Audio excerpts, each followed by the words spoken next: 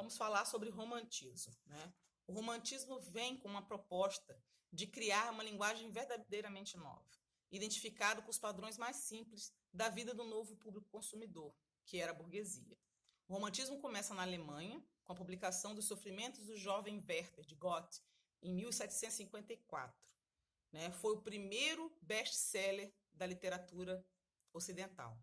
Representava uma nova ordem de valores e comportamentos que se compunha frontalmente ao racionalismo do século XVIII. Os jovens começaram a se vestir como protagonista da história, né? De casaca azul com colete amarelo. Essa obra tem uma estrutura epistolar, constituída através de cartas de Werther, né? Um jovem escritor e pintor, que escreve a um amigo. Por meio dessas cartas, fica-se sabendo da chegada do jovem a um vilarejo alemão e do despertar da sua paixão não correspondida por Carlota. Carlota casa-se com Alberto e Werther torna-se amigo do casal, o que acentua ainda mais a sua frustração amorosa e acaba por levá-lo ao suicídio. Essa obra inspirou centenas de suicídios na Europa nesse período, né? do público leitor que se identificou com a história, com o sofrimento do protagonista da obra. Segundo Jean-Jacques Rousseau, o filósofo iluminista do século XVIII, o ser humano nasce naturalmente puro, mas é corrompido pela civilização. Assim, em contraposição à vida urbana e social, o filósofo valorizava a vida natural, bem como a ingenuidade da criança e do selvagem ainda não contaminados. Né? Daí vem o mito do bom selvagem. Né? O índio é puro, tem um coração puro, tem valores. As ideias de Rousseau foram acolhidas pelos escritores românticos. Né? A natureza torna-se um lugar de destaque, tem um lugar de destaque nessas obras, né? E assume um papel que varia de uma espécie de confidente dos personagens a um refúgio purificador da alma. O platonismo amoroso, que já se conhecia desde da poesia de Petrarca e se estendeu por toda a era clássica, transformou-se no romantismo, né? Na busca do amor e da mulher impossível, aquele amor impossível, aquela mulher inatingível, inalcançável. Em contraposição ao senso prático da vida burguesa, os artistas românticos idealizavam o amor, na ótica deles, algo acima de todas as convenções e de todas as barreiras. Supervalorizavam aquilo que era inalcançável e apreciavam gestos heróicos, como lutar, matar ou morrer por amor. O romantismo nasceu na Alemanha, como eu já disse antes, e na Inglaterra. Chegou à França e a seguir espalhou-se por toda a Europa.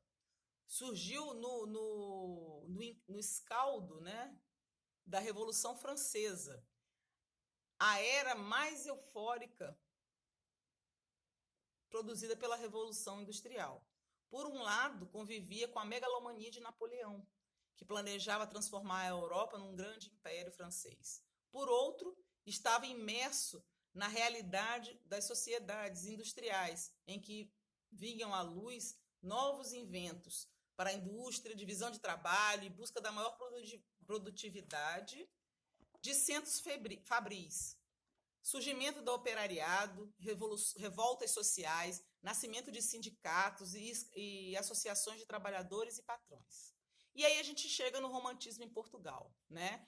que é oficialmente, né, considerado com a publicação de Camões, de Almeida Garré, em 1825. Mas ele só é realmente, de fato, fixado em 1836, com a publicação de Alexandre Herculano. Né?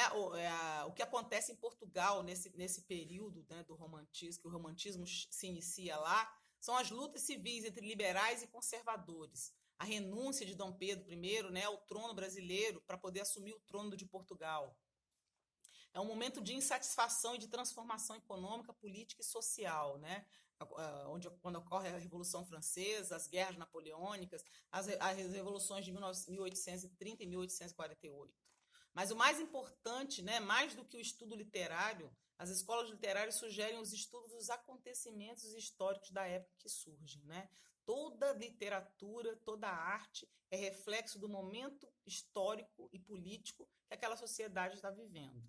O romantismo não se refere apenas aos sentimentos de amor ou de paixão. Trata-se de amor à pátria, né, da exaltação da natureza. As primeiras expressões do romantismo tratavam da cavalaria da Idade Média. romances medievais de cavalaria, e o cavaleiro da vida como um herói. No século XIX, temendo a invasão francesa, né, em decorrência do bloqueio continental, a corte portuguesa vem para o Brasil, né, e aí começa a reestrutura de Portugal. É o início de processo da independência brasileira. Quais são as características do romantismo, né, no Brasil, em Portugal? O byronismo, né, de Lord Byron, poeta inglês, ao fantástico, o culto ao fantástico, né, ao egocentrismo, né, começa a olhar para si mesmo. O mal do século, né, justificativa de todas as doenças, né, o tédio, a depressão. O medievalismo, aquela volta aos valores medievais, a princesa em perigo e o herói tem que salvá-la, né? E a religiosidade, tanto a religiosidade da época.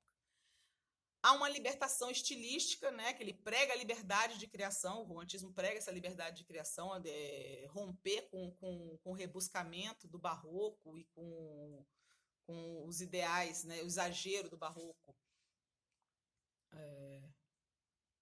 E o uso de uma linguagem muito próxima da coloquial, né, em oposição ao classicismo, que já era uma linguagem mais rebuscada.